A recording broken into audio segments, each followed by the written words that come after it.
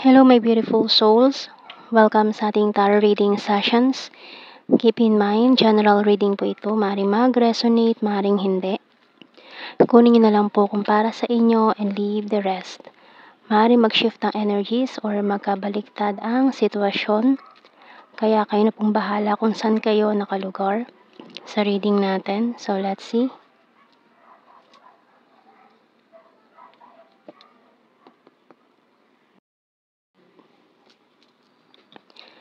So, we have here the King of Cups and the Tower. Oh!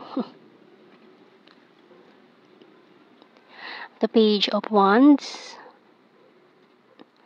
Six of Cups. The Hermit. Justice, Three of Wands. And the Seven of Wands.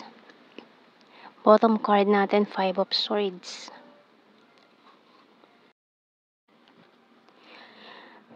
So, may strong energies tayo dito ng Libra and Virgo na maaaring itong taong to, iniisip ka niya ngayon, this person is thinking of you, may long distance situation and this person is also missing you. So, itong taong to, nakaaway mo siya, no? May mga conflicts kayo nitong taong to and may mga hindi magandang nangyari in the past sa inyo, and with this Tower card, parang may mga trust na nasira.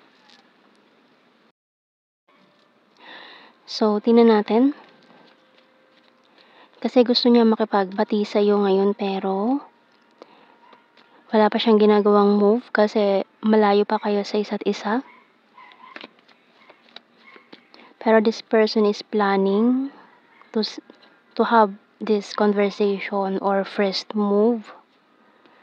Tied. Pero may pumipigil pa sa kanyang gawin to. Falling Star, playing cards, diamond, and pencil. Sweets, and bottom card natin, money. So, maaaring nag-iipon din siya ng pera ngayon. Kasi lalo na kung long distance kayo,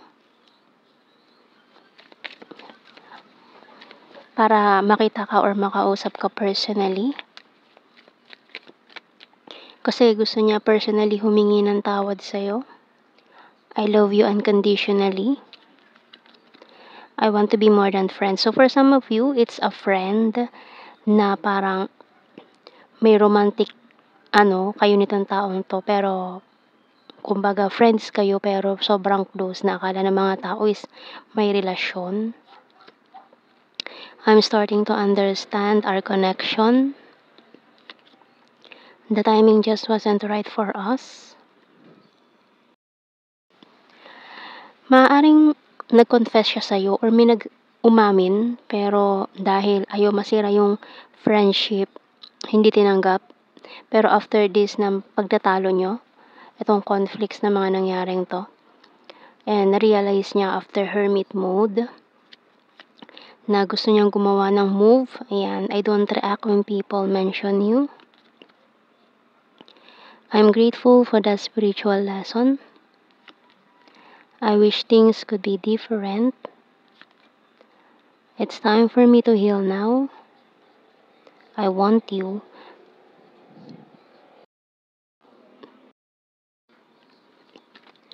Maring hindi pa talaga right time no mga panahong yun, kaya ganun ang kinahantungan. Tapos humadlang pa itong long distance situation, kaya hindi kayo nakapag-usap ng maayos. You know what to do by Archangel Uriel. Trust your inner knowledge and knock upon it without delay. So, alam mo na yung gagawin mo.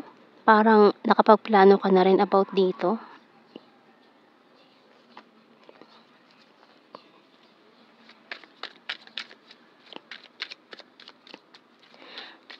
Parang napaghandaan mo na din kung anong gagawin mo, kung anong sasabihin mo kapag dumating yung araw na maghaharap ulit kayo. You're my destiny. This is not over yet. I want you back. Can we start again? Stubborn but practical. patiently waiting, giving up. And ayan o, can you forgive me? I'm working hard for our future. So ayan, money pa rin yung priority. So ayan, hihingi to ng tawad sa'yo personally. Kapag okay na, tingnan natin sa initials natin.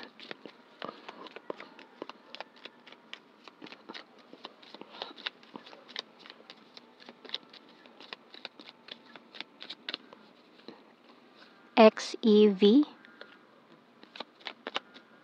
L F J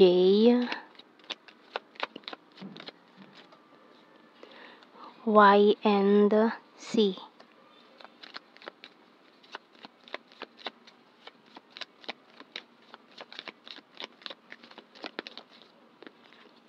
SB.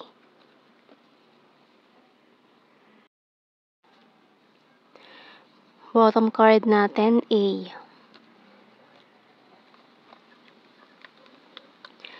So, tingnan natin sa blue card. Another destiny card.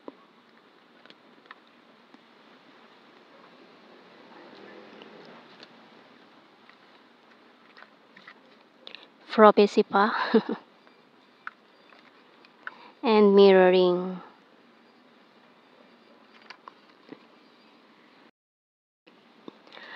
So, tingnan natin general signs and messages natin.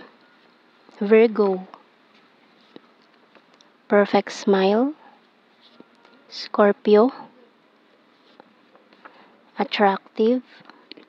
National Capital Region and Marine Peace Offering. Flower. August.